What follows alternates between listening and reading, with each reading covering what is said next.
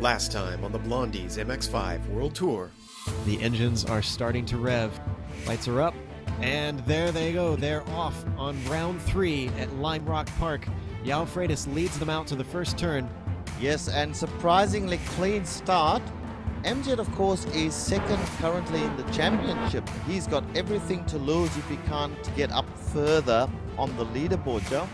Amjad makes a nice move on the inside of Marcus into turn 1. That's about the only passing spot on this track. He is pushing along. I think he's decided that there's no point in waiting around here, Joe.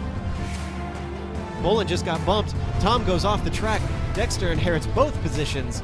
Up at the top of the leaderboard, we now have Mihai Dragan. He has got quite a few meters on Joao Freitas, but in 5th place we've got Dexter Castro now. We always expected some good things from Dexter because he's been one of those drivers who's been there or thereabouts but never really able to crack it. If he can clean up his acts, I think he could be a top contender in this championship. And Dexter actually is coming into the pits right now. He might be taking an early pit stop. We're going to have to see how it plays out. We could see some jumping going on in the pits. I am watching Joao Freitas at this point in time, and he's right off the track. He's got damage on the rear of his car.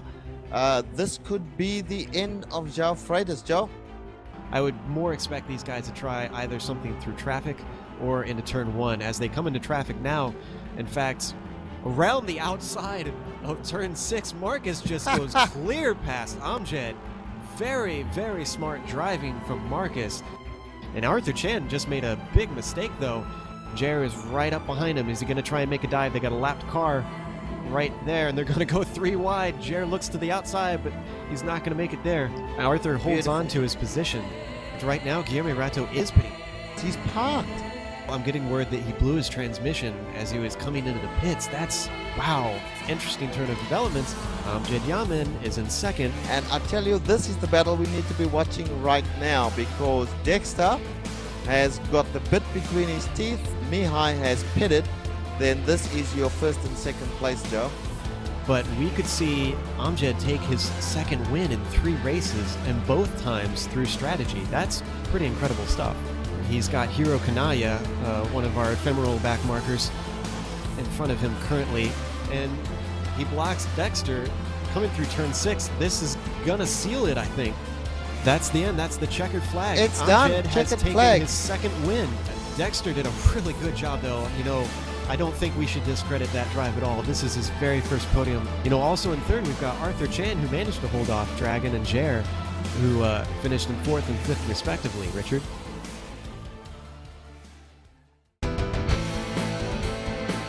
For 4 previous seasons, the field sizes have grown larger. For 4 previous seasons, the competition has grown tougher. For a handful of drivers, the Season 5 championship is there for the taking. For most everyone else, it will be as elusive to grasp as a feather in the breeze. This is the Blondies MX5 World Tour. Organized by the Quality Racing Syndicate. Hello and welcome to Round 4 of the Blondies MX5 World Tour, broadcast live on the global Simracing channel. I'm Joe Peak. With me in the booth is the talented Richard Losper and our pit reporter Ayrton Ellis. Behind the scenes, directing all the cameras, is Giancarlo Lindsay. Glad to have you here, guys. Glad to be here, Joe. Well, Richard, today the drivers are going to do battle on the 2.25-mile Charlotte Motor Speedway road course. For about 30 laps, our competitors must not only do battle on the steep banking of the oval portion, but also navigate the winding infield. With the draft having a huge effect on the latter half of the lap, we expect it to play a big part in the strategy for drivers. In the championship battle, Jan Koemans is holding on to his title defense, but he leads by a scant 7 points. Amjad Yaman has proven himself a formidable competitor, having won 2 of his first 3 races in the series, and is currently 2nd. Well, even though we're only heading into round 4, the next driver down is Douglas Beard, and he's 76 points back. The usual big names such as Yao Freitas, Guillermo Rato, Yair Yanis, and Mihai Dragon have been floundering in a sea of mistakes, bad timing, and bad luck. Today's going to be really key to getting their championship hopes back on track. With some rising talent threatening to dethrone these titans, we could see Dexter Castro, Arthur Chan, or maybe even Marcus Lambert become the new men to beat in this series. Today we're going to find out at the motorsport mecca of the Carolinas, Richard. Well, I am really looking forward to it, Joe. At the moment, you spoke briefly about folks like Guillermo Rato and João Freitas. I'm just looking at the practice times, and Guillermo Rato is topping the leaderboard at the moment. He's being followed in practice. This is all practice times, of course. He's being followed by Stefan Morien, which is a little bit of a surprise for me. João Freitas is up there with Arthur Chan and Jerry Yanis. So the usual names are still up there on the leaderboard, Joe. They are, although we haven't seen Stefan Morien quite far this high up before. I know you and I were talking briefly before the broadcast that we were a bit surprised, but it seems he's a bit of a roval specialist. That's exactly right, and be interesting to see what he can do today. To be fast in practice is one thing, but to actually put those same sorts of times in the actual race might be totally different. We'll see what happens. However, we've got other names there as well. Dexter Castro is currently in 7th in practice, and Sam McAleer's up there. We know that Sam McAleer is pretty fast, but he hasn't shown on the leaderboard much in the races that he has done. So we're looking for a good showing from some of these guys. Tom Rathy's up there as well. A new name that we haven't seen is Thomas Halonen, and I know that he's pretty fast, so looking forward to see some good stuff from him as well, Joe. Definitely, and some of those guys are kind of, it's getting to be do or die time about getting their championship hopes back on track. Well, Richard, from what I understand, you had put together a bit of a track guide for us, is that correct? Yes, we did. Actually, the track guide was the driver was our co-commentator, Ayrton Ellis, who's not here at the moment. He will be here very shortly and join us in the booth. But he did the actual driving, and I did a commentary on what he's done. And Giancarlo has prepped that for us. Perhaps it might be a good time to show it now as they start qualifying. Good evening, folks. We have for you an overview of the Charlotte Road Course done by our very own commentator Ayrton Ellis, which goes to show he can not only talk, but he can drive as well. And Ayrton is now on the oval section, approaching turn 1, which is a very fast left-hander. You need to be very close to the grass verge and avoid the wall on the right-hand side. Full speed into turn 2, slight braking for the right-hander into turn 3, then brake a bit harder into turn 4, keeping as low as possible, then a short straight and a very fast right-hander turn 5. Straight after the turn, brake very hard for the blind corner into turn 6, and then get ready for the left-hander, which is the approach onto the oval, watching out for the fence on your right-hand side. Once you are on the oval, keep low. It is the fastest way around the oval. You will probably reach speeds of up to 120 miles per hour around the oval section, and if you are in a draft situation, speeds will probably get up to around 130 miles per hour. As Ellis comes around the final turn of the course, approaching the start-finish line and getting ready once again to take turn 1.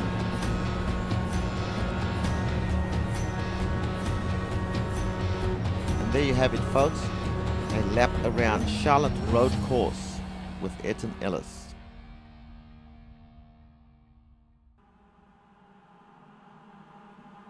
That was great stuff, Richard. This is a bit of an unusual track for most road racers, although many have driven on it, since it tends to show up earlier in the lower series. So, interestingly, Jan Kueneman is not here today, And that brings me to his title defense and the scoring system, because they have a bit of an interesting scoring system here, Richard. Apparently, they have 7 drop races in a way, but they're not exactly drop races. Your scores get averaged out, and the first race that you miss, you get 100% of those scores. Second race, 90%, and so on down a sliding scale. So you can miss a few, but after 7 races, that's when you run out and you start losing points. So it'll Jan is starting to kind of eat away at his, because he's actually only been to 1 race so far. Yes, that's a little weird if you look at it just from a point of view where you think the more you race, the more points you should have accumulated. But in Jan's case, he's actually raced only 1 race and he's at the top of the leaderboard. And in fact, if we just run down the leaderboard as it stands now after 3 races, we have Jan Kueneman, as you said, at the top of the board. He's followed by MWTS. Now, I can't speak highly enough of this young man. He's done some really good things. 2 wins out of 3 races is not a bad achievement against the sorts of competition he's had. Douglas Beard, who had a showing just in 2 weeks ago, the race at Lime Rock Park. I don't believe he was in any of the other races. He's actually in 3rd place. So there's your top 3 already. Some of the fancied names like Kueneman and João Freitas in particular, who certainly are amongst the fastest every week when they're doing practice and qualifying. They are a little bit further down in the standings, Joe. Yeah, and I think that just goes to show you that you can have all the speed in the world, but all that's good for is hot lapping, because when the green flag falls, racecraft is going to decide how you fare amongst 30 some odd other competitors around you. So yeah, it's kind of odd to see them so far down, but as I said in the intro, they've kind of made a lot of mistakes. They've also had some bad luck.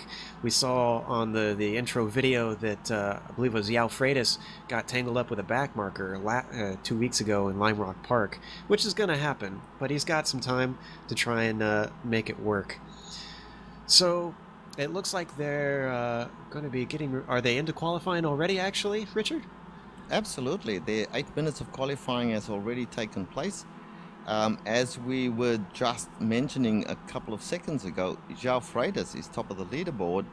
He's currently followed by Jer Yanis and Arthur Chan, with Tom Rathy in 4th place and Kueneman in 5th place. So once again, these drivers are at the top of the leaderboard, Joe. Yeah, it's definitely looking like the usual suspects.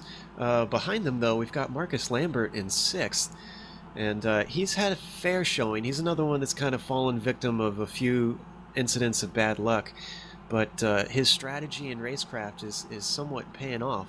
As let me look at where he is in the standings. He's actually 9th in the standings, which, with the number of cars we have competing and the amount of talent in this series, that's very respectable.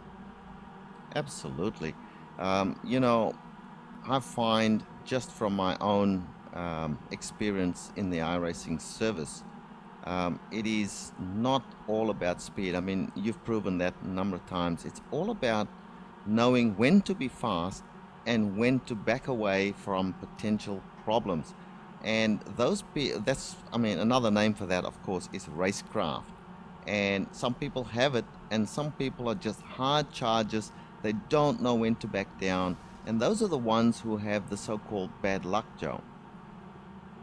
Yeah, very much so. The old racing saying is you make your own luck, and I definitely believe that's true.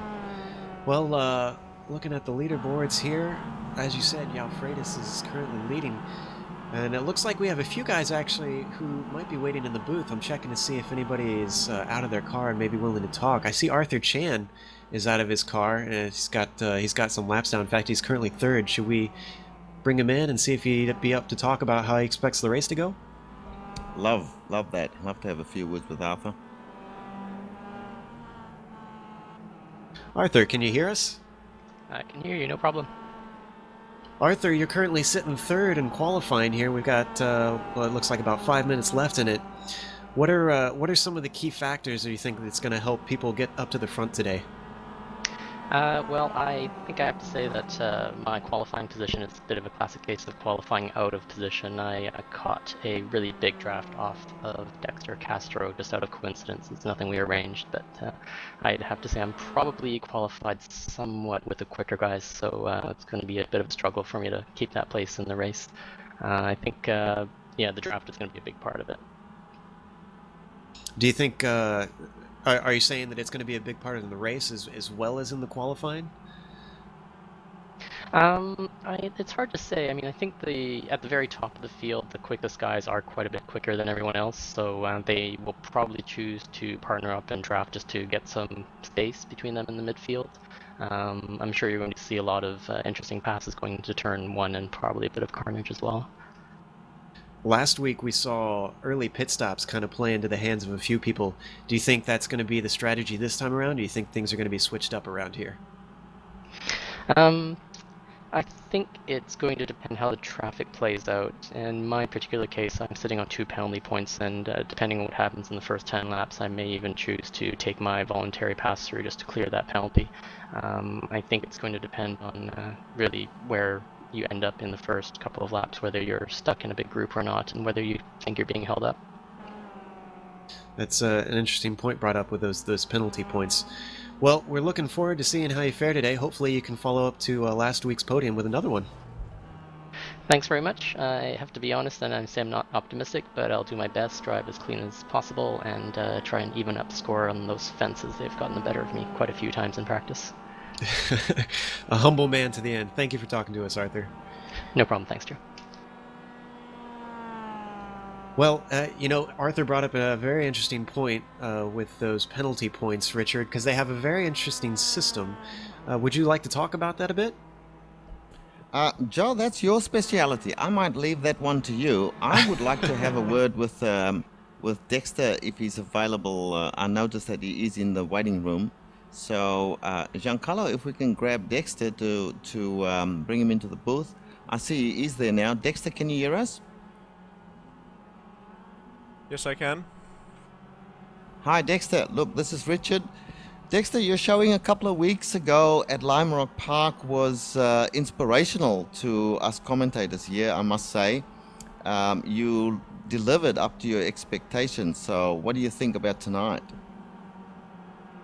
I think I've got a good chance at another top 5, possibly. I think I have the speed for it. It's just a matter of surviving.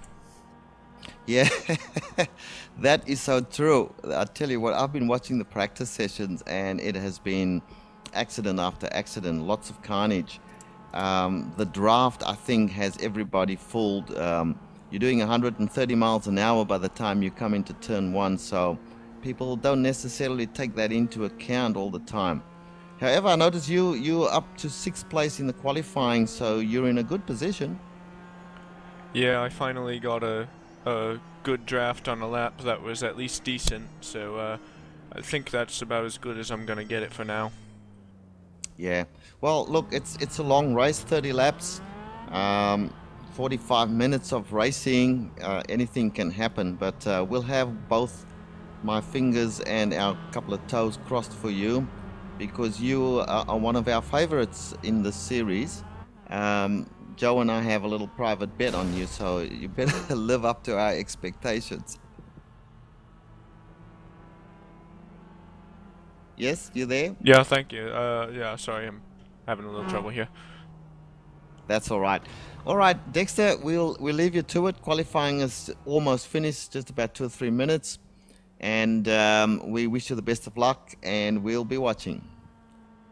Thank you. Cheers. Joe, yep, now you were talking about these penalties. That is your speciality, as I said. I still can't get my head around it, so away you go, mate. Oh, well, I appreciate that. Real quick, I'll run through this as the qualifying wraps up. The penalty point system, penalties are handed out like they normally would in a race. You have your marshals and whatnot, handing them down as they see people not racing fair, you know, making contact and whatnot. The thing is, where it gets different is they hand out points.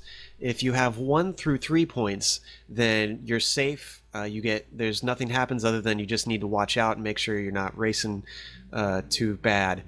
And then if you hit 4 penalty points, then you have a mandatory stop and go. And that has to be served at the start of the race. Same thing with 5 points. If you hit 6, you're in serious trouble. You definitely want to stay very clean after that, because you got a race suspension, and you should be back the next race. So it'll be interesting. If you have 1 through 3, you can also take a voluntary pass-through, which Arthur Chan mentioned. So we'll see how that plays out. If anybody chooses to serve theirs, including Arthur, that basically takes you down a point, I believe. I might be wrong on that. We're getting close to starting here. So would you like to run through the top 10?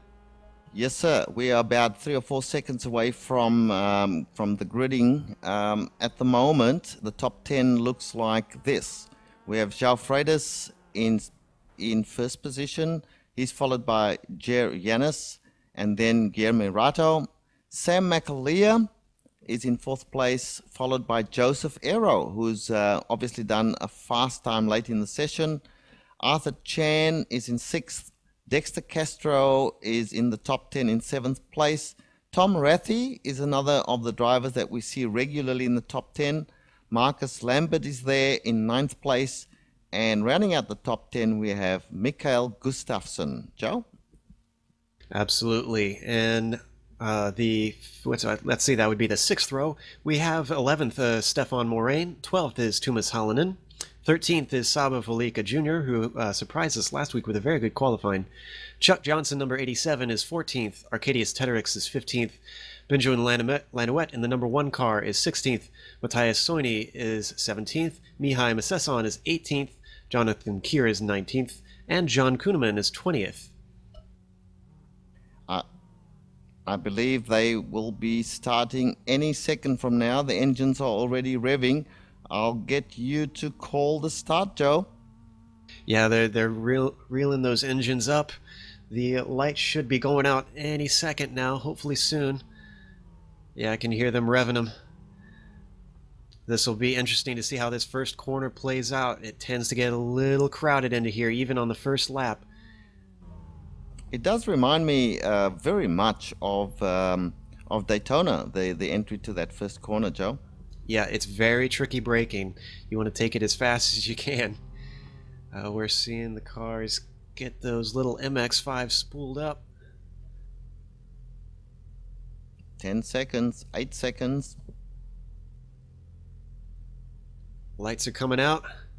As soon as those green lights come up, these guys are going to punch that accelerator and take off as hard as they can. Here they go. And the green flag is out. They're off at Charlotte Motor Speedway. João Freitas leads them off. Yanis is close behind. Guilherme Rato is keeping them in check. Through the first corner they go. I'm not seeing any big action so far. Everyone's playing nice and clean. All right, as they head through the infield, I thought I heard someone possibly make contact there, but João Freitas is already trying to make a little bit of a lead over Yanis. Guilherme Rato is right behind him on his bumper, and 4th place Sam McAleer has all 3 of them in his sights. Richard? Yes, and they are followed by Joseph Aero and Arthur Chan a little bit further back. We're still looking at João Freitas, who is customary, is kind of in his customary position, always leads off the pack, because he always qualifies the fastest or close to the fastest.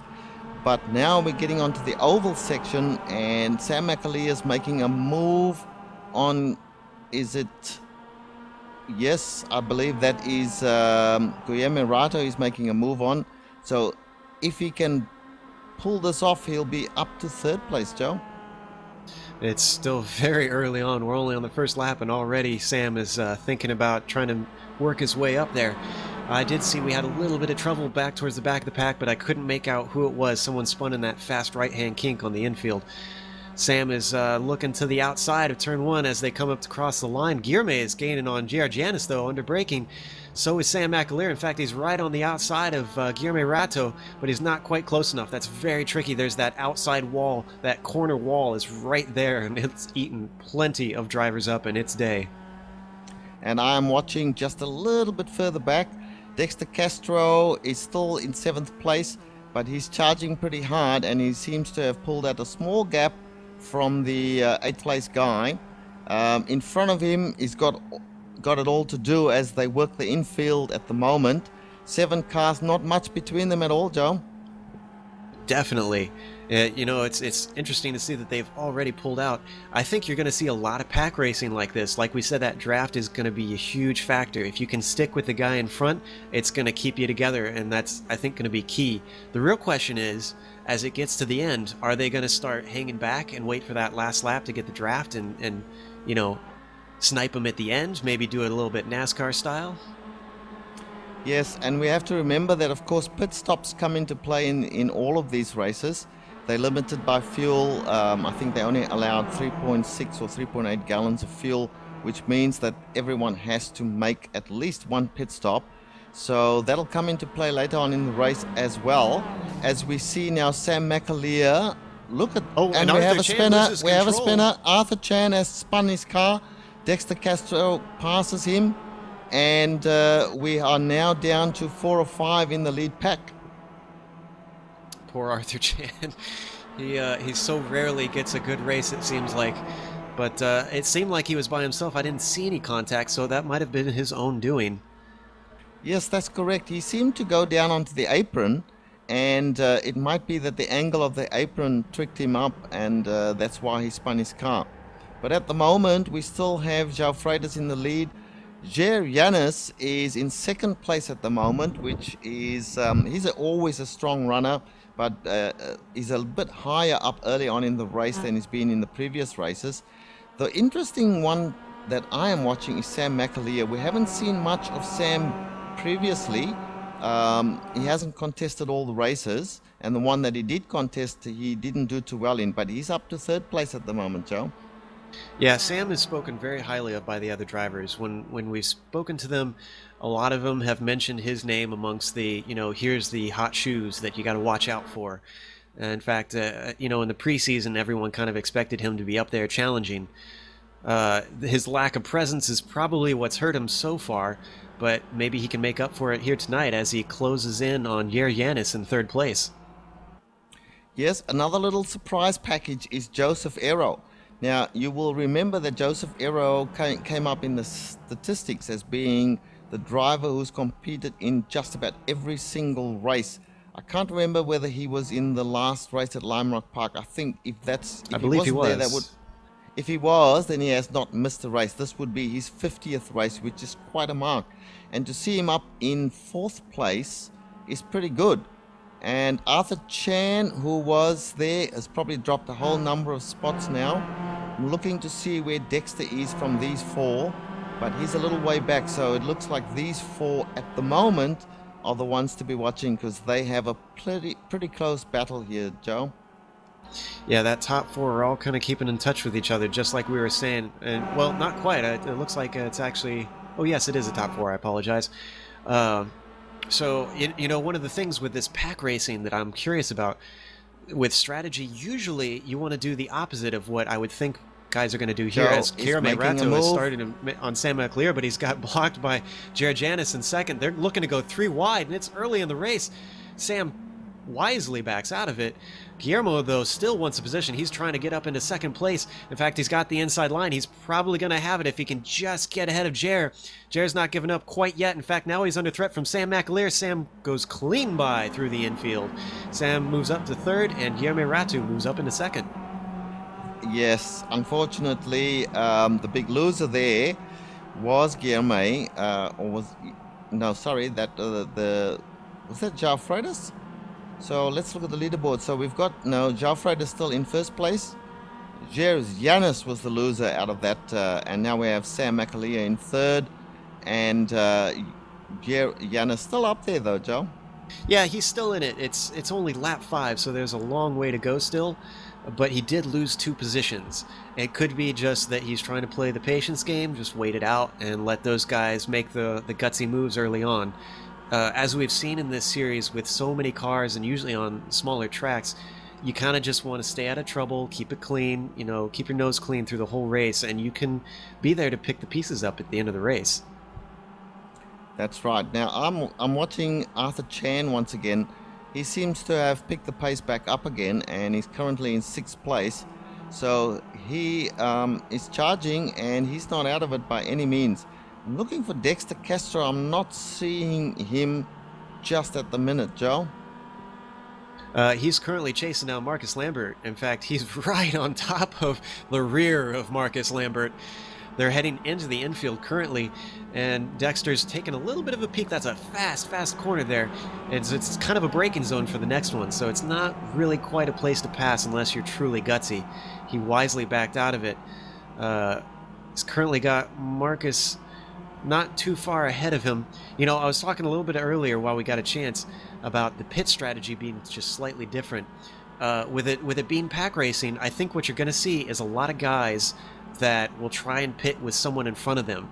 Try and keep that pace so that you can catch that draft, because if you get to be by yourself, you're almost at a disadvantage. Yes, that's right. And I was I was watching Marcus Lambert. Marcus actually disappeared from the screen for a little while, and as Dexter is right on his bumper at the moment, going down the oval, Dexter will no doubt pull out of the draft. If he can, maybe try for the inside, but Marcus is having none of it. As we saw 2 weeks ago, Marcus and Dexter were having a battle as well. But in the meantime, we have another driver coming up from the back of them, which I think is Mikael Gustafsson. Wisely, Dexter pulls back and allows Marcus to go through turn 1.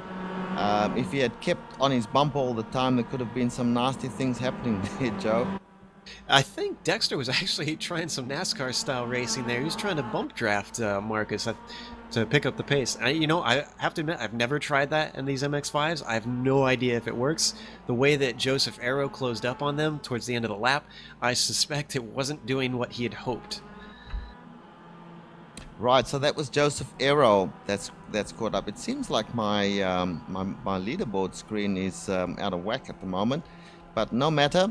We'll pick up the action again here with Dexter. He's back on the tail of Marcus, and we'll see what he can do this time. I think what he should do possibly is pull out of the draft and you know, as they approach turn 1, and perhaps try the outside line to try and pass him, because he closes up pretty well as they approach the start-finish. Now this is the tricky part, and he does what I've said. He goes to the outside. What's he going to do? Marcus has moved over a little bit on him, and it's still very tight, and he wisely once again decides, and there's a crash. There's a crash behind there, Joe. Have you seen what happened there? I'm looking for it currently. Looks like Joseph Arrow had actually pit also. Ayrton Ellis will have to keep us up to date on who's currently taking pit stops, as it looks like some people are starting to do so. I can't quite find it. However, did notice that Jer Janis is, in fact, whoa, he's making a pass on Marcus, on Sam McAleer, I'm sorry. And in fact, they've got, who have they got behind him? Oh, I'm sorry, that was Guillermo Rato making a pass on Sam McAleer. Jer Janis is behind these three. As I was watching them, and you were talking about that with Dexter and the draft and everything, I almost wonder if an intelligent driver would be thinking, I can go a little bit lighter on the gas, and I can go longer. I can pit a little bit later than everyone else, take a little bit less fuel, and maybe shortstop everybody. Sorry to cut in there, Joe. We've got Sam McAleer making a big move on, I think that's Guillermo Rato. They side by side as they go around the oval. And let's see who is brave enough to take it all the way into turn 1. Currently still side by side, followed up by Jer Janis in the background there.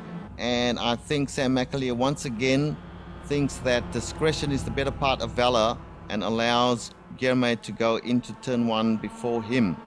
Welcome, Ellis. Ayrton, I see you are with us in the booth. Welcome, welcome. Yeah, glad to be here. Excellent. So what have you been looking at so far? Give us a few words.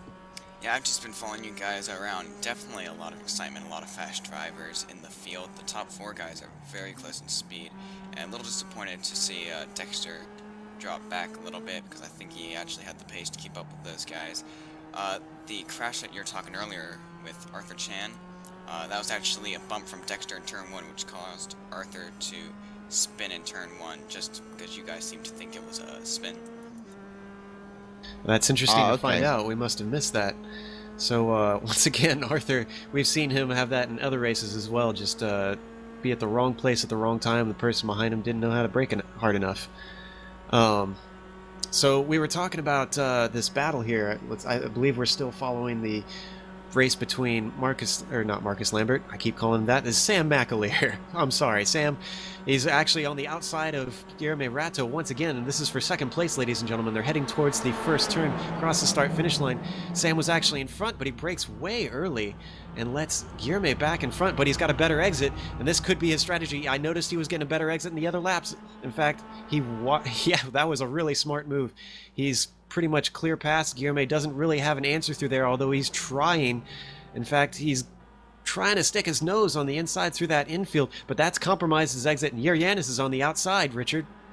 Yes, these 3 are battling very, very hard for the second place.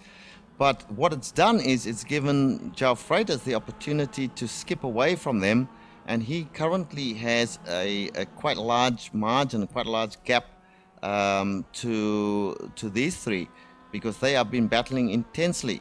And in fact, the guys coming up behind them, Joseph Aero and such, are also following or catching up to them as well. I think that at the moment, you know, these 3 guys, it might be wise for them to give each other a little bit of space, and as the laps wind down and the pit stops come into play, might be the time to do a hard battle.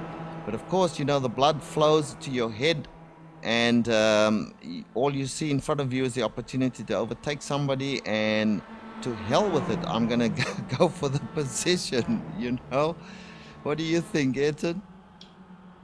Yeah, definitely this track really just, like, it's very tough for passing a lot of awkward corners that make it difficult to get a run on people, and definitely the draft makes people just want to pass, kind of like Daytona. It's just, you really have to have some patience to stick behind someone in order to catch up, kind of like what Dex was doing with the bump drafting. On this track, it's not too effective bump drafting, because it's not as long as an oval and it's very banked, but yeah, patience is a very important thing here on this track. Attribute to have, that's correct. These 3 are still going at it hammer and tongs. Guilherme Ratto has now once again taken over the second place, and he's still followed by Sam McAleer, and Yanis not far behind them, Joe. Yeah, you know, I think these guys are getting schooled a little bit in NASCAR-style racing, because I did the iRacing Daytona 500, and I tell you what, that taught me a whole lot about working with other drivers. With an oval like this, like you said, they've got to learn to just start working together. You can't always be hoping to attack. You got to think your way through this race, and Sam is getting awful close. He's drifting down the track a little bit towards Guilherme Ratto. I thought they were going to touch, but he's side by side once again as they come across that start-finish line into the braking zone of turn 1. Yeryanis is kind of taking a look, but I don't think there's anywhere for him to go with 2 of those cars in front of him. In the meantime, they've got Marcus Lambert, who's closed up on them. And where is Dexter Castro in all this? He's still kind of far back. He hasn't quite caught up, which surprises me. Yes, these guys are still going hammer and tongs. We've been updated by the director. A number of guys have dropped out. Tom Rathy, Jeremy Naylor, John Kelly. Also, we have Mikael Gustafsson. So a number of the drivers are falling out of the race. So that's an early attrition. But the action is all here as our top 3, joined now by Joseph Aero, are going back onto the oval again. It seems that João Freitas is, he said goodbye to this bunch, and he's way out in front. But this is where the action is at the moment. Look at them, nose to tail, Joe. And yeah, Sam is just attempting the pump draft once again, and as Ayrton said, it doesn't seem to be totally working because Jer is still pulling up beside them, getting a little bit wobbly from Sam McAleer trying to push Guillermo Rato. I don't know that these guys are gonna keep trying that. It just doesn't seem to be doing what they're hoping. And Joseph Aero has come into the pits, I notice. Is that right, Ayrton? Yeah, 3 drivers actually just have done their pit stop. Definitely the first early birds here. Matthew Baker, Mihai Misison, and David Schaefer have done their pit stop, so they are the first guys to start the pit window. And we're only 13 laps in, so these are almost halfway actually, since this is a 30-lap race. So no one seems to be really banking on early strategy like we had been seeing before. I kind of wonder if we're going to be seeing guys trying to go as late as possible. Yeah, actually, Dexter Castro and Marcus Lambert have just done their pit stops as well. They're currently exiting the pits, which is a very tricky exit actually. It dumps you right in the middle of the action. And Marcus Lambert, I think he jumped Dexter in the pits there. Was he behind him before that? No, he was in front with the top guys, Sam, Guillermo, and Gier, but Dexter gained a lot of time through that. I mean, he was quite a few seconds behind that group earlier on.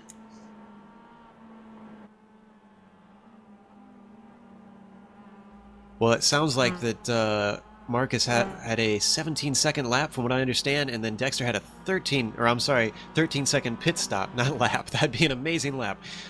So Dexter's made up a ton of ground right there. That's some good strategy from him. Gier Janis also has hopped into the pits as well. Yeah, a bunch of these guys are now pitting. I think that might be wise at this stage. It gets you out of the fray. You know, fighting with other drivers, and might give you some clear space to do some reasonable laps. And also, it's pretty much on the halfway mark now. They should have enough fuel to finish the race, so it might be a wise move to get your pits done right now, Joe. Very much so. And I'm looking at the leaders currently. Freitas is got about 9.5 seconds on Rato. So if Rato wants to do anything about this, with the pit stops being done, he's got a lot of ground to make up. Yes, that's right. João Freitas, he's still, I don't think he's pitted yet, so he's still out there, and he's probably got a lot of distance between him and the second place person. But of course, he has to hit the pits at some stage. But the leaderboard's telling me that Jer Janis is in second place and Guillermo Rato in third place. Not sure with all the pit stops whether this is actually correct, Ayrton. Yeah, Jer Janis has done his pit stop, so he must have been able to come out in front of the drivers of Joseph Aero, Chuck Johnson, who are behind. I'm not sure if that is up to date quite yet, though. Yeah, I'm just having a look at the timing monitor. It's telling me that the leaderboard is João Freitas is top of the leaderboard. We have Rato in second place, McAleer's in third, and fourth place Joseph Aero's in fifth. Fourth place is up for grabs at this stage, so it's all changing dynamically as the pit stops take their effect, guys. Actually, yeah. McAleer is in his pit, and actually Marcus Lambert just came out right in front of him. Marcus Lambert and Gier Janis jumped Sam McAleer in pits. That's interesting. Those two then have effectively jumped him in the pits. So maybe I've got it called completely wrong. Maybe early pit stops are the way to go, unless those guys had run into some sort of traffic that we had missed. Currently, I'm seeing Sam. Let's see, where is he scored? I can't even find him. He must be a little bit down. Oh, I'm sorry. Is he still scored in third? That's interesting. That is correct. Sam McAleer is still being scored in third. The computers normally take a little while in between laps to catch up on what is actually happening out on track because of the pit stops. But it'll all settle down at this stage. I'm just looking for the battles. I see Dexter is out on the track and he's just behind Sam McAleer. Not sure where there's a lap down at this stage, but this might be an interesting battle to follow as they come around on the oval, and the draft kicks in and he starts to catch up on Sam McAleer. We know that Sam's pretty fast, so we'll see what Dexter will be able to do against Sam McAleer, Joe. Yeah, he's kind of got the draft to help him out at this point. He closes up pretty well under braking. And it sounds like that Dexter had actually jumped Sam out of the pits from what we're being told. So Sam is 11th and Dexter is currently 12th, but that, as we had said, that battle is not totally correct since we're waiting for the pit stops to totally cycle through, and then we'll see where everyone sits. But it's still significant that Dexter's gained as much ground as he has, because he definitely was not this close before the pit stops. Well, another little surprise due to the pit stops, Chuck Johnson is now up to 3rd place, and he obviously has not pitted yet because he was much further down than that in the opening laps. Joseph Aero, the leaderboard's telling me, is in 4th place now. John Kueneman, who we haven't seen or spoken of in this race before, and Benjamin Lanouette are holding down 5th and 6th spot. So it looks like the guys who are in the mid-pack have moved forward because they haven't done their pit stops yet, and the only fast guy still out there, if I'm correct, is João Freitas. Joe? Yeah, both he and Guilherme Rato have not pitted yet. We gave incorrect information on that a little bit earlier. So, because the next person down, Chuck Johnson, in 3rd, is a whole 27 seconds back. We're still waiting to see how things shuffle out. With them running long, it could be that they're going to try and short fill, although it's not too late in the race currently. We're only at lap 17. We still got 13 to go. But we'll find out how that plays out. My guess would be that they're going to try and short fill it just a little bit and see if they can make up some time in the pits. Yes, well, you know, I was looking, I thought Sam McAleer and Dexter Castro, that Dexter might have been a lap down, but that is not the case. Sam McAleer currently in 10th place on the leaderboard. Dexter Castro is actually in 11th place on track. And if he can hunt down and overtake Sam McAleer, he'll be in the top 10, Joe. I wonder if, Ayrton, if you could take a gander and see how long it takes a person to get from entry to pit to exit to pit, how much time they lose. That could give us an idea, because I'm seeing currently Yanis is about 48 seconds behind João Freitas. So, depending on how much time they lose, we'll get an idea of where they're going to cycle through here. And speaking of which, Yanis currently has Marcus Lambert right on top of his bumper, but Marcus backs off as they enter the front straightaway and brake for that first turn. They're dealing with some lap traffic, who smartly gets out of the way, gives them a little wave, and on they go. Into the infield they go, where the lights turn on. Now, it's interesting that this is the night version of this track, because even though the oval is lit, the infield is not lit. That's true. And what happens is that you have to depend, as we have, who was that? Marcus Lambert. Yeah, that was Marcus. He got pretty loose, and Yanis has managed to now put some distance between himself and Marcus. So we were talking about the lights. You have to depend virtually on your headlights to know where you are on the track, and it can be tricky in that section of the course, and it's not surprising that people are slipping and sliding around. Mind you, the oval section is pretty well lit, so most people are pretty comfortable on the oval. João Freitas is in the pits. So our leader has now entered the pits. Ayrton, you'll have to tell us in a bit, since you did a lap, and Yao comes out right in the midst of traffic. In fact, that was Chuck Johnson that just went by him. Chuck still hasn't pitted, so that was not for the lead. Guilherme has currently inherited that. So Yao has his out of the way, and he's currently, let's see where everyone else is down the line, trying to figure out, wow, Yanis is quite a ways back as they shuffle through. He should be the next person down effectively. In fact, last time by, he was still 37 seconds back. I don't know if that's entirely accurate. We'll get another chance to check it on the next time by the start-finish line. Richard? Yeah, okay, so the leaderboard now is Guilherme Rato is in front. João Freitas is showing as being in 2nd place, even though he's just come out of the pits, and only about 1.5 seconds behind Guilherme Rato. which is about right because these guys were leading at the beginning of the race, and if everyone has done their pit stops, Chuck Johnson 18 or so seconds back from Zhao, and then we have Benjamin Lanouette and Yanis. Now Yer is about 38 seconds back, so it seems to me that if both Guilherme and Zhao have done their pit stops, then they are in the box seats at the moment. Ayrton, can you check whether Guilherme? Yep, he's in his pit stop right now. Zhao has just drove past the pit lane exit, and Guilherme is coming out right now. So, not much time gained from visual view. We'll see how it looks after a lap. All right, let's go back to this battle between Dexter and Sam McAleer. These two guys are going at it hammer and tongs. It seems like Dexter Castro has now taken over the spot from Sam McAleer, who wisely backed out into the notorious turn 1. And but these two guys are definitely the battle of the moment, Joe. Yeah, Sam hasn't seemed to have gotten any clear air in this whole race. He's been duking it out with someone or other for the entire time that we've looked at him. So poor guy has probably lost a bit of time. I suspect that he probably could have been running a slightly better pace if he had just gotten by himself for a little bit.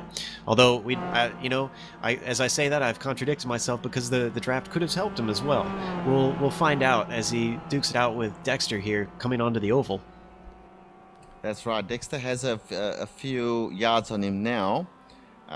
Chuck Johnson hasn't pitted. He's still sitting up there in second place. He has to pit sometime because we're now 30 minutes into the race already. Sorry, go ahead, Ayrton. Heading into pits right now. He's just parked at his pit stall.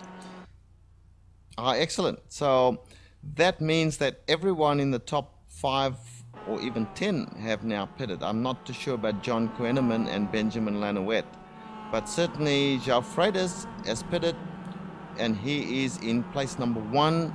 Guilherme Rato is in second place if Chuck Johnson has gone into the pits. So maybe, Joe, finally these two very, very fast drivers will have their day on the podium. Yeah, we keep talking about them in every pre-race and how they are the fast drivers. And spinning both Dexter and I'm not sure who he was following. They made contact and they back out on the track, but they were both off track for a moment. Then we're gonna check at the replay. I thought I saw Hiro Kanaya in there. I don't know if he was involved in that at all. Yeah, it looks like Hiro was a part of that, unfortunately. He's usually really good at staying out of the way. I think, honestly, it looks like Dexter got just a little bit too eager to try and get by. Yeah, that's what it looked like to me, too. I was watching it live, and it certainly looked like Dexter expected Hiro to just move over. Sorry, Ayrton, you were saying? Sam McAleer actually went into pits again, losing multiple positions. I'm not sure if he's short-fueled or something. He didn't seem to take tires, just a quick stop and go. Well, we've never seen a two-stop strategy here yet, but maybe today's the first. I don't know that that's going to work out for him very well. Oh, we're hearing that he might have gotten a penalty. I don't know that we've confirmed yet. We'll find out later. Maybe we can get him in here after the race and dig that up. But I think it's worth noting. Oh, wow. Actually, very much worth noting. Last time I looked, Guilherme Rato was 7 seconds behind João Freitas. He's now 3.5 seconds behind João Freitas, so he's cut down that gap significantly. Either João ran into some trouble, or he made a mistake, or Guilherme's got a severely hooked up car at the moment. Yes, I think we can run through the top 5 or so because that has pretty well settled down now. João Freitas is in the lead of this race, and he's being followed about 3.5 seconds, 3.6 seconds as it shows now, by Guilherme Rato, and Yanis is in 3rd place. Marcus Lambert is having some good luck today, and he's into 4th place, Joe. Yeah, I better get that wood to knock on, because I don't want to elicit the commentator's curse on poor Marcus. We had been saying before that he tends to have the pace tends to be pretty fast, just some things have gotten in his way before. But in 4th place, that's a pretty good showing. Maybe he's a podium isn't totally ruled out. He's about 5 seconds behind Yanis. All it takes is some good traffic to come his way. Well, Dexter Castro is in 6th place, and he's charging hard at the moment. He's following Chuck Johnson, I believe that is, and that is for the 5th place they are fighting for. So this is a genuine battle, not a backmarker versus fast driver, and that'll be for the 5th place. So there's every chance that these two and Marcus, because they kind of, let's see, Marcus is 11 seconds behind. Chuck and Dexter are like 24 and 25. So they're battling for the 5th place at the moment, Joe. Yeah, I'm watching that, and Dexter's starting to bring back a bit of what I was talking about before in last race, that sometimes he lacks patience. He's got to just kind of wait for the right moment instead of barge his car in there at any opportunity. He was taking a peek through the infield in some of those right-hand corners that just kind of, it's really sketchy to try and sneak your nose in. He's got a little bit of a distance between he and Chuck at the moment, Richard. Yes, sir. I am actually watching it's a visible distance now between places 1 and 2. It looks like Guillermo Rato is less than a second now behind João Freitas, which to me is pretty strange. João Freitas has lost virtually 3 seconds on that last lap. I'm not sure if anyone saw what happened there, Ayrton? Yeah, I've been reviewing his past few laps, and he's dropped down like 3 seconds off the pace on multiple laps. I'm not quite sure what's going on because I don't see him like hitting traffic or anything. It's very odd. Since we were speculating whether people could be short fueling, could it be that maybe Yao has done that and he cut it a little too close? Possible, but I'm not sure what he's done, but certainly Guillermo has caught up to him. He is now less than a second behind him, so once again we might have a really exciting finish for the 4th race in a row, Joe. Yeah, we've only got 6 laps to go, so things are winding down. We're gonna, or rather they're actually winding up, if anything, with the way the leaders are coming together. Less than a second last time by the line. Let's see how they are. Oh, and Yao pulls off. He had to have short fueled it. We might have just called it a bit ago. He's pulling in probably for a splash and dash here. Guillermo inherits the lead. Yes, yes. He was definitely trying to save fuel. In the past few laps, he was going only 100 miles per hour on the oval section of the track when he should have been going about 120. So he was definitely trying to keep the fuel in that car. It wasn't working out. Yeah, the strategy comes into play once again. I tell you, a pit stop is just an equalizer like you wouldn't believe. So now we have Guillermo Rato in 1st place. There's about 7 seconds to 2nd place, and that man is Jer Yanis.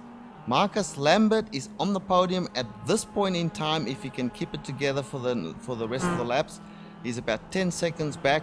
And João Freitas, who's been in the pits, we're not quite sure where he will come out. 5th place at the moment on the leaderboard is showing us Chuck Johnson.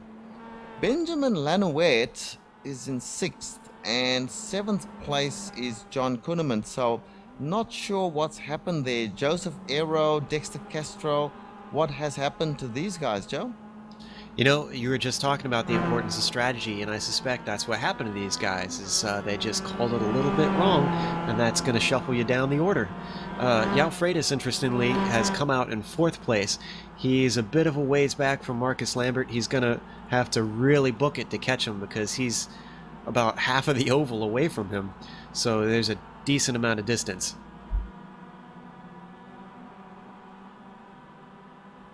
It looks like some more people have pitted there. So Dexter, who was fighting for 5th place just a little while ago, is had to go back into the pits, probably for a fuel stop, and he's now way back in 9th place. So Guillermo Rato and Jer Yanis, Marcus Lambert. That's our top 3 at the moment, Joe.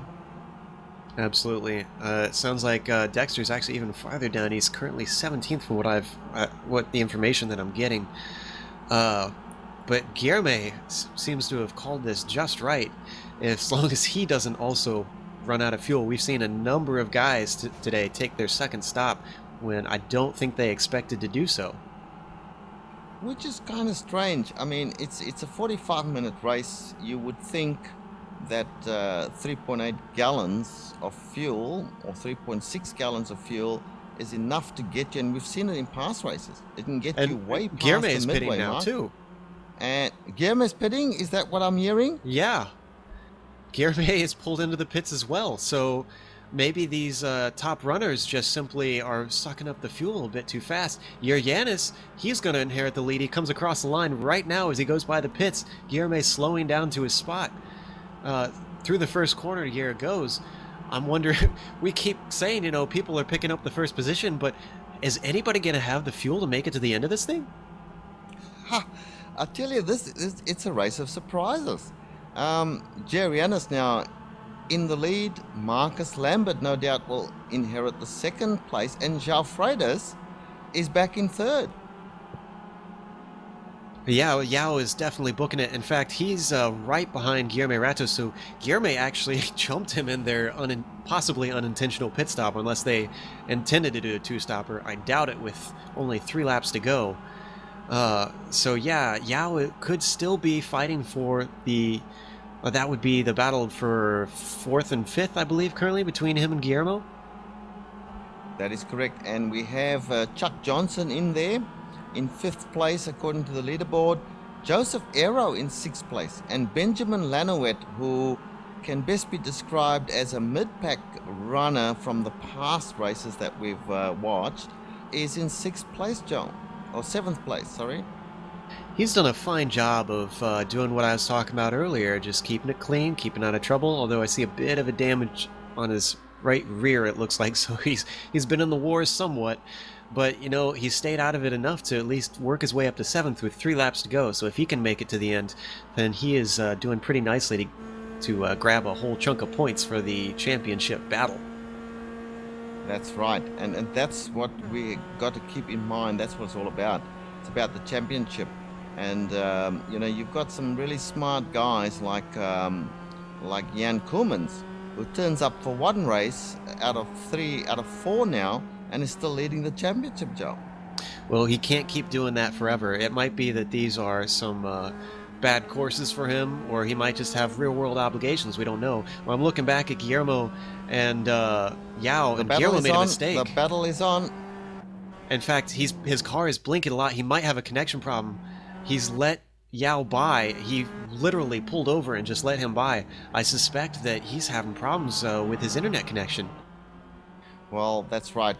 We should explain to the viewers, this is sim racing, as we all know, and your internet connection is your only link between yourself and the actual race that you're in. The internet connection plays up. Mind you, he seems to be back on track again now, and he's really fast. The draft is aiding him. Where are these 2 guys? These are 3rd and 4th place at the moment, and the battle is on. There can only be a couple of laps left, Joe. Yeah, this is the battle for the final spot on the podium, and I think those guys are going to want it so that they can come to talk to us nice people here in the booth. Guilherme is closing up in on the back bumper of João Freitas, now with only 2 laps to go. We're on lap 29, so less than 2 laps to go technically, but that's neither here nor there. What is here is this battle for 3rd place between 2 very, very fast drivers, Richard. Yeah, these are 2 of the best in the series, there's no doubt about it. I have got a tight camera on them, and I tell you what, there is no space between them at the moment. This is going to go on right to the checkered flag, no doubt about it. I can guess that Guilherme might be playing some last lap strategy here. He may have let João Freitas past him because of the draft. Being in front on the last lap will not mean that you have that position, so Guilherme may be waiting to get a run on the last lap to pass on the final lap. I was just suspecting that, and I kind of figured we would see someone try and play that game, because it is a very valid way to snipe a position. Meantime, up front, let's just stop rack in as the white flag flies for Yanis. He's coming through turn 1. He's going to lead us around. Marcus Lambert is about 4.5 seconds behind him, so it's going to take a mistake from Yair for him to lose this win at this point. That's correct. So I think our first 2 places on the podium are almost assured. You can never say without any certainty that that is the case, but the third place on the podium is anybody's game here, and the two of the top runners in this series in João Freitas and Guilherme Rata are battling it out as Guilherme tries a move on Joe, has a bit of a look. Are we on the last lap already, guys? We are on white flag. Well, Joe, call it to the end for us. It's one of these two guys going to be on the podium, and one is going to have to take fourth position. Currently, that's Guilherme Rado. Absolutely, and as they enter the oval, this is going to be crucial here. Keep an eye on Jer for me, and let me know when he's finishing so we can jump over to him, give him his due for a win. In the meantime, Yao is currently leading Guilherme into the oval. They're in NASCAR 2 as they head to the back straight. I don't think Guilherme's quite close enough. He's going to have one hell of a run if he hopes to try and make the pass. I'm looking up, and Jer Janis is actually going to take the win today at Charlotte at the nighttime road course as he weaves the car in celebration.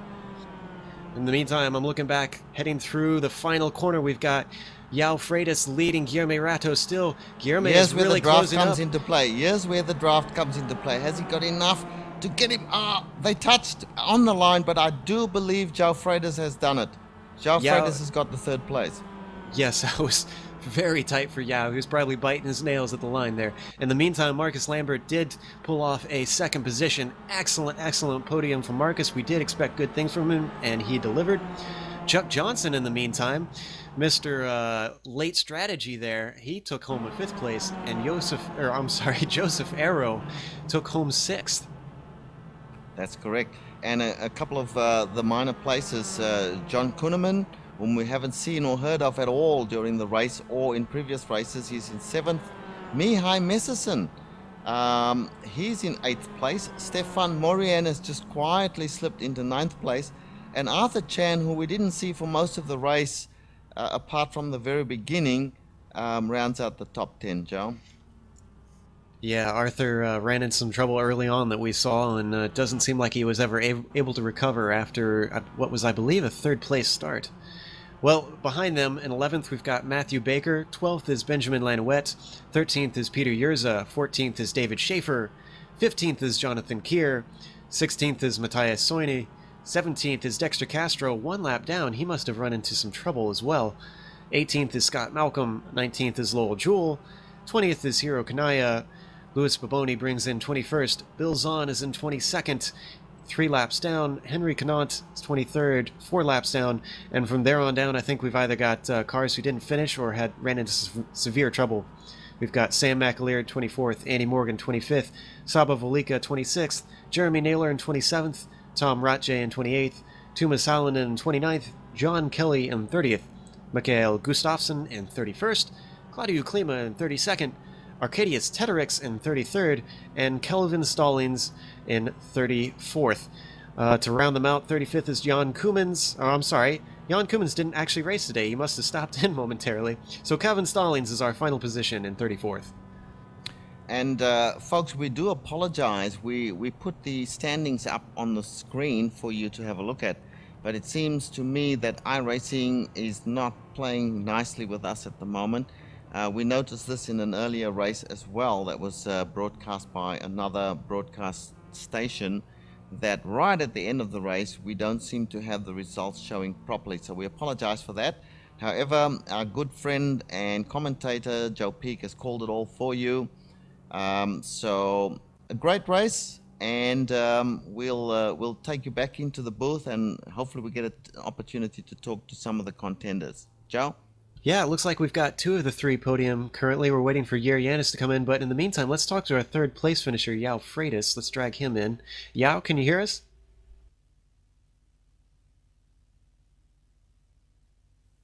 No response from João at the moment. João Freitas, can you hear us? Yes, I can. Okay, Joe, you can hear us now. Go ahead. João, it looks like you had a little bit of trouble on the fuel strategy. You made a very late stop. Was that planned, or did you not expect to be running out like that? Unfortunately, my strategy wasn't the best. I underfueled it. I thought I had the the fuel enough, but it didn't get to the end. So Man. I had to. Yeah, we saw that with a number of people. It looks like a lot of guys had the same idea as you did. It was a very close finish between you and Guilherme. Did you think you'd have him, or do you think he'd snipe you at the line? I was pretty confident. I know he was like 0.8 entering the oval, so I was pretty confident I would be able to finish third. Well, that was There good was stuff. the Gave first- us an exciting finish there. Unfortunate that you finished third instead of first place, since you led quite a bit. Thanks for talking to us. Do you have any sponsors or shout-outs that you want to make? No sponsors, no sponsors. All right. Thanks for coming and joining us, Yao. Okay, thank you. All right, Richard. We've also got Marcus Lambert, our second place finisher, who raced a pretty good race. Why don't we pull him in here? Do you want to take care of this interview? Yeah, we'll have a chat to Marcus. Marcus, can you hear us? Gotcha. Marcus, a good finish in second place, my friend. You just quietly went out and did it tonight. Tell us about it. Yeah, I'm really excited about it. Earlier in the week, I was over 2 seconds off the pace, and I just kept practicing, and then I was happy with my qualifying, realized I had a significant chance at a top 10. As the race progressed on, I realized I had a chance at a top 5, and then I was riding behind Jur there for a good 4 or 5 laps, made a mistake, thought, oh well, now I don't get to fight for 4th, and then everybody started dropping like flies for some reason. I assumed fuel. And little did I know that little mistake I made cost me a chance at the win, but I'm super excited about the second place finish. Yeah, we are very happy for you as well, Marcus. Yes, it seemed to me that a lot of guys undercalculated or miscalculated their fuel that they would need to finish the race and had to make a second stop. Did you only make one stop, or did you have to make a second stop as well? Well, actually, the entire week I was working on just getting faster and getting comfortable with the track, and normally I do a bunch of fuel runs, but I didn't do any this week. But there got to a point where I caught up to a pack of 3 cars who were fighting each other, and I was able to ride behind them on the backstretch without any worries. And I pulled out a calculator and I started doing some math, and I knew exactly how much I needed to take and what lap I needed to pit on, and it ended up working out for me. Yeah, that's great. Look, you've done a fine job tonight. There's no doubt about it. It just goes to show, you know, speed isn't everything. You've got to have all the attributes. So the guys that were out in front, Guilherme and Jiao. Jiao. Sorry about that. My mind, just a mind block there. These guys certainly were fast, and what happened is they miscalculated on fuel, and that put them down a bit. So congratulations, Marcus. An excellent effort tonight. We hope to see more of it in the coming races. Thank you. All right, Joe. Looks like we might be able to talk to Jer in the third place and see if we can bring him into the booth. We're dragging him in now. Jer, can you hear us? Yes, I can. Can you hear me? We've got you loud and clear. Congratulations. First place finish. This is your first win of the season, is it not? Yeah, it is. And first one in this series ever. Oh, extra congratulations then. Yeah, but it was kind of boring way to win, in my opinion, seeing all the guys pull to the pits in front of me. Tell us how you really feel. It definitely wasn't unexciting from our point of view. We saw a lot of action out there. At what point did you pit, and how much fuel did you take? I did take 7 liters of fuel, but I'm not really sure when I did pit. Kind of early. Before the halfway point at least. So early stops paid off once again. At what point did you think you had a chance to win this whole thing? Well, I didn't really think I had a chance before I saw both of the drivers in front of me go to the pits for extra fuel. Yeah, we watched that and we were both caught by surprise. Did you? You said it was a bit of a boring race. Did you have any battles whatsoever throughout the whole thing? Well, we had the close racing in the beginning with 4 of us, but then Guilherme and Sam decided to start battle between them, and we kind of lost the lead. The leader, and he went his way by that point. Do you think that staying within the draft was a key part of this thing, or? Yeah, absolutely. I would have been able to stick with Joe the whole race if it wasn't for the cars battling in front of me and behind me. Well, although I didn't really have the pace to match him, I could have been behind him only because of the draft. Well, I have to congratulate you on some excellent strategic driving then. As we've seen through pretty much every race so far, that's been what win races. In fact, 3 of the 4 have been won by strategy. Once more, congrats, and thanks for coming and talking to us. And thanks a lot. All right, well, let's see. I guess we got time for one more interview of someone of interest. I see Dexter Castro is kind of waiting in the wings, and he seemed to have had a hell of a race, so why don't we drag him in and find out what happened at the end there. Dexter, can you hear us? Good. Yes, I've got you. Well, we were watching you. You had some very good battles, but it seems like you dropped back at the end. What happened? We didn't seem to see what caused you to go a lap down there. I was just following in behind Chuck Johnson, and he got loose in turn 1, and I ended up hitting him, but the car wasn't any slower than it was after the previous damage I had, but for some reason it told me I had to pit and came in, took 15 seconds of required repairs and was right back out, but it was kind of disappointing that it made me come in for that. I imagine this is really disappointing after such a good showing last week. Do you think you had the pace to finish in the top 5? Because we saw you roughly around 6 or so for most of the race. Yeah, I think I had the pace to challenge for the win, honestly. With no Jan here today, I think I had a decent shot at definitely a podium. But I got some damage early on when I ran into the back of Arthur, and after that, everyone could just drive away from me. I could make up small bits in the infield, but other than that, just everybody was killing me. That's just an unfortunate turn of events, and we're sorry that we couldn't bring you in under better circumstances. But thanks for coming down and talking to us. Yep, I'll see you guys later. Hopefully that goes a bit better. Absolutely. Okay. Joe, we've got John Kueneman in there. Now, we haven't seen him or spoken to John before, but it might be worth a quick word to, because he popped up in 7th place today. So, John, can you hear us? Yeah, I got you guys. John, tell us about your race, because I have to say, and apologies for saying it, that we didn't actually see much of you in the race, and we haven't called you a hell of a lot in the series. So tell us about your race and how you got up to 7th place. Back in the first lap of that, there was kind of a backup. I think it was just before going into the uphill right-hander, and I got off into the grass, and I actually got away with getting by a couple people there, and which moved me up a couple of spots, but I just kept digging away. Had a pretty boring race, to be honest, so it's kind of good that you don't get talked about, Well, I got to tell you, the boring races give me boring every time, because the excitement, normally you end up in the tires or on the grass. Yeah, for sure. Me and Benjamin, I think it was back in a lap 27 or something, going into turn 1, he kind of lost it and I smashed into him, and I thought that was going to be the end of my day, but spent a lap. The car was okay for the last few laps, so I think he ran out of gas, which put me into 7th, and I had a really bad pit stop. Overshot my pit. I thought I had a shot at a top 5, but it cost me a lot of time trying to get into reverse, so oh well, there's always next week.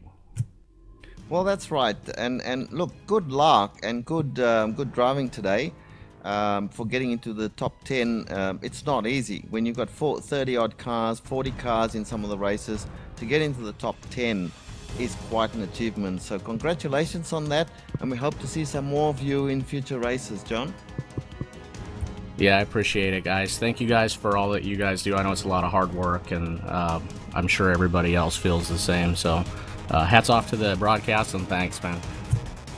We love it. Don't you worry about that. We love it. Back to you, Joe. Well, it sounds like we're being played off real soon here, so I'm going to just get some quick thoughts in and thank everyone that's helped make this thing possible.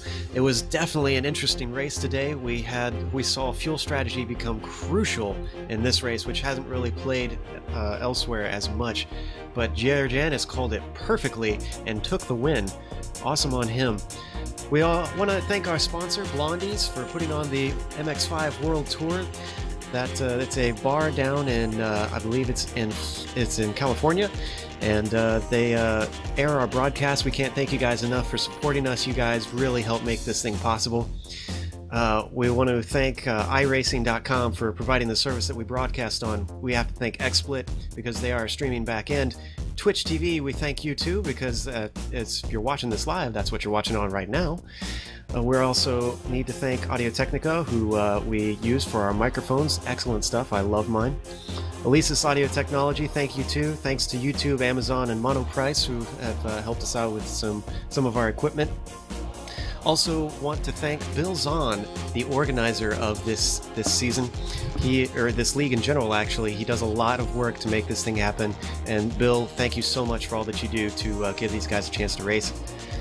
Also, thanks to GlobalSimRacingChannel.com. You are watching the Global Sim Racing channel. You can find us there, find all kinds of information, find past races, and just generally enjoy yourself if you are a race fan.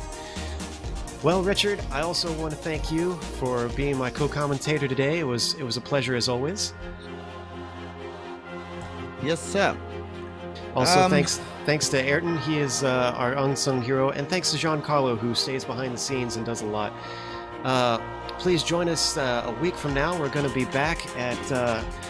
Let me check my notes real quick to figure out what track we're on, or maybe our director can pull it up for me real quick. Joe, while you're thinking about that, let me just mention that later on today, in a couple of hours' time, there is another race that the GSRC will be broadcasting, and that will be in the Continental Series, the Continental Sports Car Endurance Series, featuring MX-5s and Mustangs. Join us for that, folks, if you've got some time a bit later on. We'd love to have you. They're going to be racing at Silverstone Historic next week, by the way, in the Blondies MX5 World Tour. And like Richard said, please join us in a few hours as we air the CESES, which is a great endurance series. Well, now that we've thanked everyone, it seems, I just want to thank you guys for also watching, and let you know that you should probably race clean, race hard, and I'll hopefully see you on the track.